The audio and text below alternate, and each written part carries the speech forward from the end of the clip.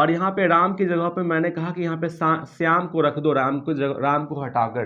तो ये इसी का मतलब हुआ किसी दूसरे के स्थान पर किसी को ला के रख देना। ठीक उसी प्रकार की बात होती है ये समीकरण में। जैसा कि आपको ये बना के मैं दिखाता हूँ, फिर आपको ये समझ में आएगा। जैसे कि यहाँ पे दो समीकरण दिया गया है, अगर मैं इसे समीकरण 1 मान लूँ और इसे समीकरण 2 मान लूँ।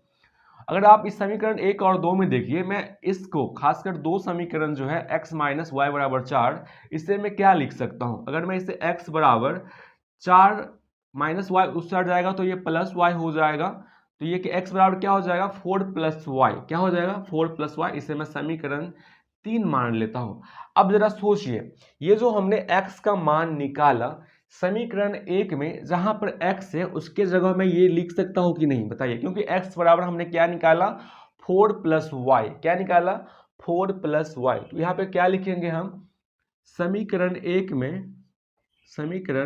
में x का मान रखने पर, x का मान रखने पर, तो समीकरण 1 क्या है?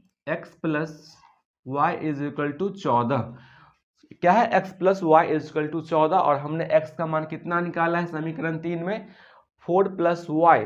वो भी हम समीकरण 2 से निकाले हैं। यहाँ पे x के को हटाकर हम क्या लिख देंगे? 4 प्लस वाई, क्योंकि हमने x का मान निकाला है ये। तो यही होता है प्रतिस्थापन का मतलब, किसी की जगह पर किसी दूसरे को रख देना। ठीक है, किसी की जगह पर किसी दूसरे को रख देना।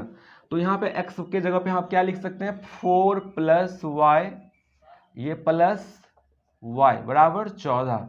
यहाँ पे आप देखेंगे तो ये 4 इस साइड चला जाएगा, और ये दो, ये y और ये y क्या हो जाएगा? 2y। तो 14 माइनस 4, y बराबर क्या हो जाएगा? 10। 10, 14 में से 4 गया 10, और ये 2y इस साइड भागा में चला जाएगा, इससे कट जाएगा 5। तो यहाँ से आप y का मान निकाला आपने 5। क्या निकाला? y का मान 5। अब इस y के मान को अगर मैं समीकरण 3 में दे दूं, क्योंकि यहाँ पे x बराबर है, यहाँ पर अगर y के मान में रख दूं तो यहाँ पे हमें x का मान पता चल जाएगा। तो यहाँ पे हम क्या लिखेंगे? समीकरण 3 में y का मान रखने पर, तो यहाँ पे समीकरण 3 कौन सा है? x बराबर 4 प्लस वाई। क्या है? x बराबर 4 प्लस वाई, और x बराबर 4, y का मान हमने यहाँ से कितना निकाला है? 5। यहाँ लिख लेंगे प्लस 5, यानी कि 9। तो हमने ये बहुत ही आसानी से बना लिया कि x का मान हमने निकाल लिया 9 तथा y का मान हमने निकाला 5, जो कि इस प्रश्न का क्या हो जाएगा? आंसर हो जाएगा। तो बहुत ही आसान है प्रतिस्थापन विधि। एक और सवाल देखिए आप।